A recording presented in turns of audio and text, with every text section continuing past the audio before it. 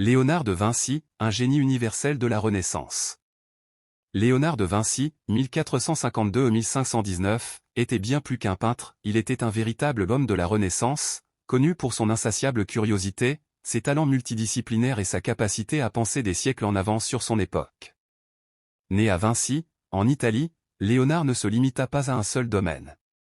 Il explora la peinture, la sculpture, l'anatomie, l'ingénierie, la botanique, la musique et bien plus encore. Il est célèbre pour des chefs-d'œuvre comme la Joconde et la Seine, mais il a également laissé des carnets remplis d'idées révolutionnaires, de dessins anatomiques détaillés, de machines défiant l'imagination de son époque et d'observations scientifiques qui ont jeté les bases de progrès futurs. Son génie réside dans sa capacité à connecter l'art et la science, prouvant que ces deux disciplines sont intrinsèquement liées. Un autodidacte en quête de savoir. Léonard n'a pas reçu d'éducation formelle au-delà de la lecture, de l'écriture et de quelques notions d'arithmétique de base. Cependant, sa curiosité insatiable l'a conduit à étudier par lui-même des sujets complexes comme l'anatomie, la géométrie, l'optique et l'ingénierie. Son esprit était une éponge absorbant tout ce qui l'entourait, et cette quête autodidacte du savoir fut la clé de son génie. Né hors mariage, mais libre des attentes traditionnelles. Léonard était le fils illégitime d'un notaire, Ser Piero, et d'une paysanne nommée Caterina. Cela l'a exclu des voies professionnelles traditionnelles comme le droit ou la médecine, mais cela lui a également permis d'explorer son propre chemin. Sans les restrictions sociales des titres formels, il a consacré sa vie à explorer l'inconnu. L'écriture inversée, une singularité géniale. Léonard écrivait en miroir, de droite à gauche, rendant ses notes lisibles uniquement avec un miroir. Certains pensent qu'il faisait cela pour protéger ses idées, mais cela pourrait aussi être une habitude naturelle en tant que gaucher. Une obsession pour le vol humain. Dès son plus jeune âge, Léonard fut fasciné par l'idée que les humains puissent voler. Il observait les oiseaux et les chauves-souris pour comprendre leur mécanisme de vol et conçut des machines comme l'ornithoptère et un hélicoptère primitif. Bien que ces idées n'aient jamais été réalisées à son époque, elles ont posé les bases des développements futurs en aéronautique. Explorateur des secrets du corps humain. Léonard a réalisé plus de 30 autopsies, défiant les normes sociales et religieuses de son époque. Ses dessins anatomiques sont incroyablement précis et détaillés, montrant les muscles, les os, les organes et les systèmes. Son travail était si avancé que les médecins modernes le trouvent encore pertinent. Peintre de peu d'œuvres, mais immortel.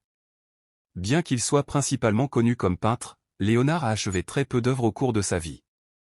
Cela était dû en grande partie à son perfectionnisme et à sa tendance à abandonner des projets qui ne répondaient pas à ses normes. Les œuvres qu'il a terminées, comme la Joconde et la Seine, comptent parmi les plus influentes de l'histoire de l'art. Un végétarien en avance sur son temps. Léonard avait un profond respect pour les animaux et on pense qu'il était végétarien. On raconte qu'il achetait des oiseaux en cage juste pour les libérer. Sa sensibilité envers les êtres vivants était inhabituelle pour son époque. Créateur d'inventions visionnaires. Léonard a conçu des machines qui semblaient tout droit sorties de la science-fiction, des chars blindés, des ponts pliants, des sous-marins et même une combinaison de plongée. Bien que la plupart de ces inventions n'aient pas pu être construites avec la technologie de son époque, elles ont inspiré des avancées modernes. Sa passion pour l'eau. Léonard était obsédé par l'eau et son mouvement. Il a conçu des systèmes de canaux, des pompes hydrauliques et des ports avancés. Il a également étudié les courants et comment l'eau érodait la terre, développant des idées préfigurant la géologie moderne. La nature comme maître. Léonard voyait la nature comme la plus grande source d'inspiration. Il a étudié les proportions du corps humain, la symétrie des plantes et les motifs des coquillages. Ces observations ont influencé à la fois son art et ses conceptions scientifiques.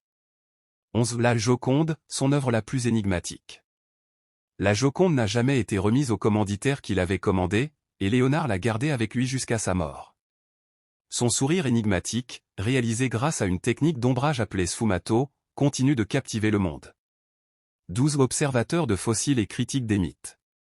Léonard a trouvé des fossiles marins dans des montagnes et a déduit que ces terres avaient autrefois été sous l'eau. Cela contredisait les explications bibliques de l'époque et anticipait les théories géologiques modernes.